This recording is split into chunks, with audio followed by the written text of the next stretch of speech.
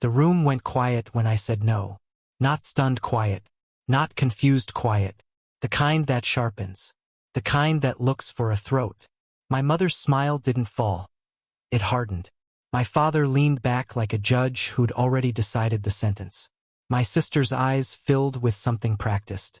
"You're being selfish," my mother said softly, like she was explaining a rule to a child. "This is family." I watched the word float between us. Heavy, convenient, weaponized. I folded my hands in my lap to keep them steady. "No," I said again. "I'm not paying $45,000 for a wedding." That's when hell opened its mouth. I learned early where I ranked. Second child. Practical. Replaceable. The one who didn't need much. My sister was the dream. The photos. The investment. I was the safety net they hoped they'd never need. I didn't resent it at first. I adapted. Good grades. Scholarships. Quiet pride. I told myself independence was a virtue. Then came the night my appendix ruptured. I remember the ER lights. The cold. The doctor saying now or never. I remember calling my parents because I was scared and alone and 23.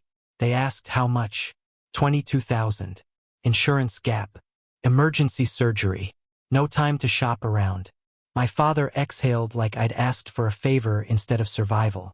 "We can't do that," he said. "You'll figure it out." I did. Loans. Credit cards. A second job while healing. Pain layered with debt. They sent flowers 2 days later. Cheap ones. After that, patterns sharpened. My sister's engagement party paid in full. Her venue deposit covered without hesitation. My mother calling me financially responsible whenever she didn't want to help. I stopped asking. I started watching. Every "we don't have it" was followed by a purchase for her. Dress fittings. Destination tastings. Planners who spoke in 5-figure sentences. The betrayal wasn't loud. It was consistent. The wedding ask came wrapped in celebration. They invited me to dinner. Candlelight. Wine. My sister glowing like the center of the universe. My father slid an envelope across the table. Inside, a spreadsheet. They wanted $45,000. From me. "You're stable," my mother said. "And it's her big day." I stared at the numbers. The irony burned clean. 22,000 to save my life had been too much. 45,000 for flowers and chair covers was reasonable. That's when something in me went cold. I didn't argue. I didn't remind them of the surgery. I didn't raise my voice. I said no. And then I planned. I went home and pulled every record I had.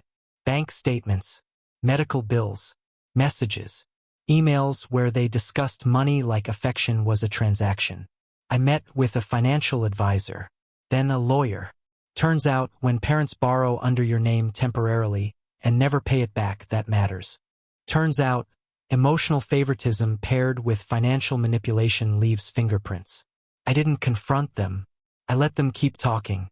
The guilt texts, the accusations, the family group chat exploding with righteous outrage. I saved everything. 2 weeks later, I sent one email. Clear, polite, precise. I declined the wedding contribution. I demanded repayment of the loans taken out under my name years ago. I attached documentation. Interest calculated. I CC'd my lawyer. The response was immediate and furious. My father called screaming. My mother cried about betrayal. My sister accused me of trying to ruin her happiness. I listened. Then I stopped answering. The real confrontation happened at my parents' house, the week before the wedding. They asked me to come talk like adults. I brought copies. I laid the papers on the table.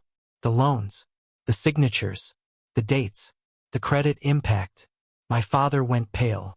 My mother reached for excuses. My sister stared at the numbers like they were written in a foreign language. "You used me," I said quietly. "When I was bleeding. When I was recovering. When I trusted you." Silence. "I won't fund a party built on that." My mother whispered my name like it was a prayer. I stood. "You have 30 days, I said. "Or this goes further." The wedding was downsized. Dramatically. Venues canceled. Vendors refunded. Guests confused. My sister's dream shrank to something closer to reality. They paid me back. Not all at once, but enough. With a contract, they stopped calling. I didn't feel guilty. I felt light. The debt disappeared. The noise faded. The power shifted. Family isn't who you bleed for. It's who won't let you bleed alone. They taught me that with their refusal. I just returned the lesson with interest.